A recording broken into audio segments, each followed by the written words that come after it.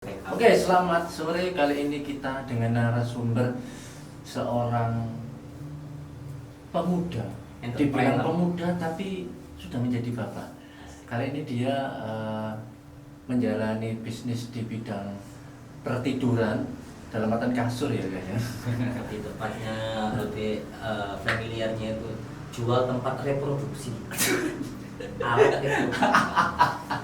Tempatnya ya, bukan alatnya ya. Nah, yang bikin asik ini dari Mas Jeki ini adalah dia itu lagi memainkan trading. Dalam artian trading ini apa Mas? Dalam artian trading untuk saat ini? Untuk trading itu lebih tepatnya untuk saat sendiri sampingan. Sampingan. Ya. Tapi trading ini menghasilkan uang nggak menurut Anda?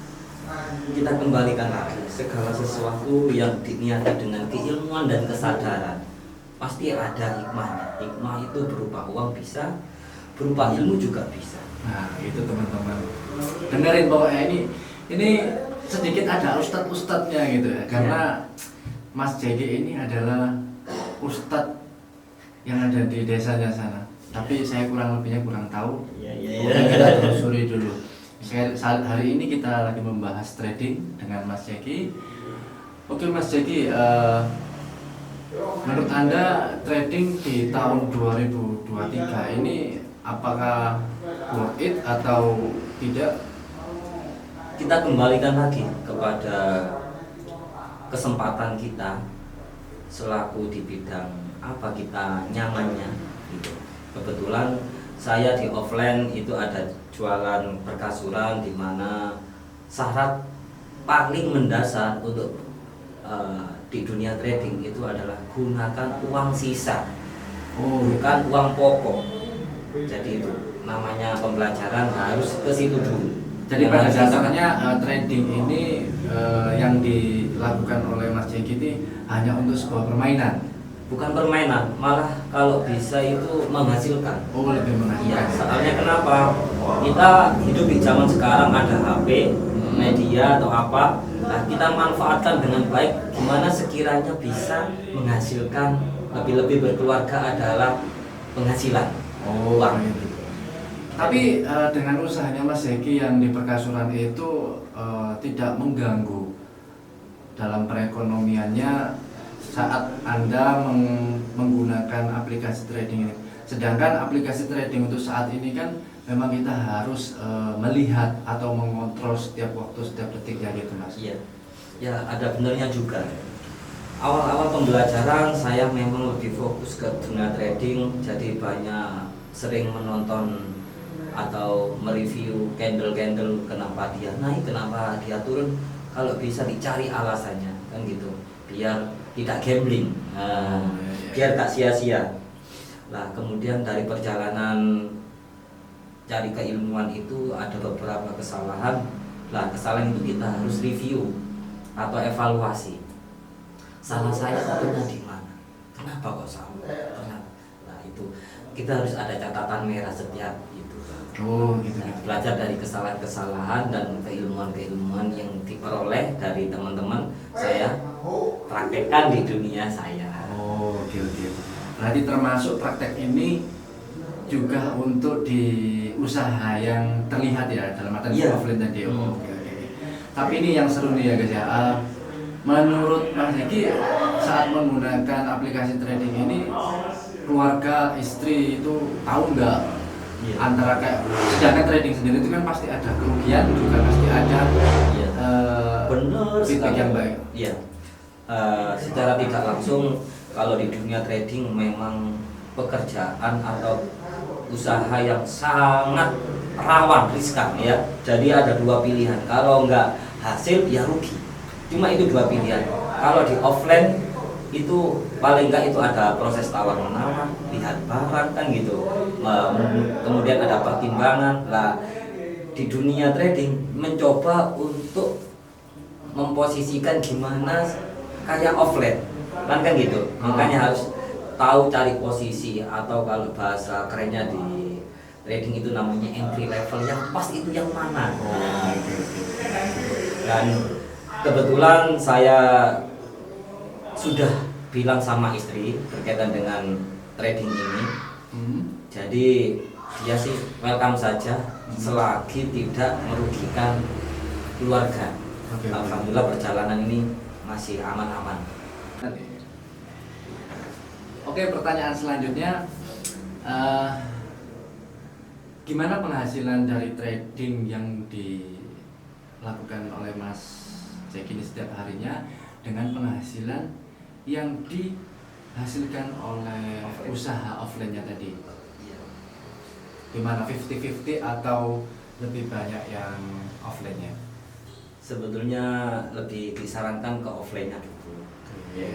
Karena itu adalah yang pokok untuk mencari rezeki.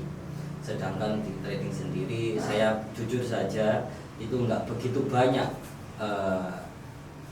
nyaldonya kan gitu. Jadi harus sadar diri bahwasanya dengan nyaldo sedikit, jadi penghasilannya juga sedikit. Itu harus dimaklumi.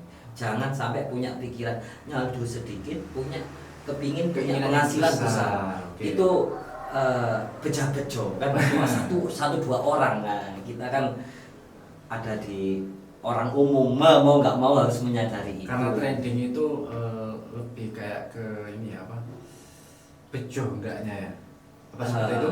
Itu beberapa lebih arahnya itu ke apa ya, kalau ngomong bejo itu gimana ya, saya nggak bisa menjelaskan. Soalnya bejo itu kan sesuatu yang tidak bisa dianalisa kan gitu. Datangnya juga tak terduga Ya. Tapi gini Mas Egi, saya pernah punya temen itu dia dalam trading mempelajari grafik-grafik pada candle di tradingnya itu. Apakah itu akan berpengaruh di sehari-hari selanjutnya? Apakah itu berpengaruh grafik dan formasinya itu? Lah, di setiap candle itu ada beberapa patokan untuk mengerti analisa ya. Ada BBMA, kemudian ada entry level, kemudian ada analisa yang lain.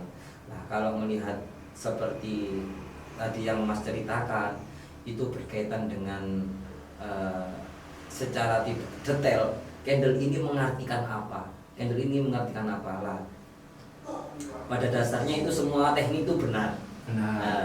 Cuman namanya candle itu pasti berubah, mau nggak mau teknik itu harus juga berubah mengikuti market pasarnya. Jadi nggak menentu ya teknik itu. Iya. Kan ya. Jadi fleksibel gitu. Fleksibel, lebih arahnya lebih diutamakan adalah kita melihat pasar, gimana sekiranya kita paham pasar, bukan kepahaman kita pasar harus ngikut kita. Nah, gitu. Oke, pertanyaan terakhir Mas Egi ya. Tetap di trading, gimana untuk kedepannya buat anak-anak muda yang melakukan atau bermain di trading untuk tahun selanjutnya, gimana hal positif atau hal negatif yang Anda sampaikan untuk anak-anak muda kedepannya? Untuk anak muda kedepannya, manfaatkan sesuatu sesuai zaman ya. Kalau memang sekarang itu kebanyakan ada di media sosial dan juga ilmu teknologi, mau nggak mau harus diikuti. Nah, perkembangannya apa? Kita harus mengikuti, berusaha mengikuti dan mempelajari. Jadi biar bisa memanfaatkan dengan baik. Nah, kebetulan sekarang istilahnya di TikTok itu ada kepingin rating atau penjualan yang banyak itu dengan cara live kan gitu. Kemudian kita ada juga versi yang di trading, itu kita manfaatkan juga. Nah, yang paling penting adalah ilmunya dulu. Jangan sampai gegabah, merasa benar, merasa mampu, tapi namanya perkembangan zaman itu terus berjalan, harus dipelajari, harus evaluasi. Tapi anak muda zaman sekarang itu lebih inginnya itu instan. Iya. Gimana menurut Anda? Lah, kurang bagus sebetulnya. Kurang bagus. Iya. Karena sesuatu yang instan pasti hasilnya itu tidak panjang, tidak lama. Jadi seperti kayak ada masa gitu ya? Iya. Hanya naik terus langsung anjlok turun gitu. Iya, lebih arahnya saya bicara seperti itu. Kalau dia dikasih apa itu istilahnya uang banyak ibaratkan gitu, atau dikasih mobil, dia penghasilannya hanya cukup untuk beli bensin saja, tapi dia dikasih mobil, ya kan? Lah, malah arahnya mobil itu jadi apa ya istilahnya? Tidak bermanfaat. Tidak bermanfaat. Oke, Nah, oke.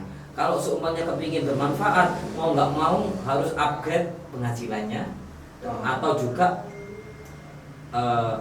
ini ada cara buruk juga yang sering terjadi, ngonok-ngonok bahasa Jawa ya. Mengadakan ya. Iya, Mengadakan yang tiada. iya, tadi ini ya ruwet tadi ini uripe. Oke. Nesu, meskipun ada mobil tapi nesu uripe, gak full senyum. Oke, sekian Gitu. perbincangan kami dari informasi Mas. Ya. Jadi mudah-mudahan ini sangat bermanfaat buat kalian. Amin. Dan ini adalah podcast yang pertama kita belajar. Jangan lupa Salam kalian biru. subscribe dan like, komen ya bos. Terima kasih. Assalamualaikum warahmatullahi wabarakatuh.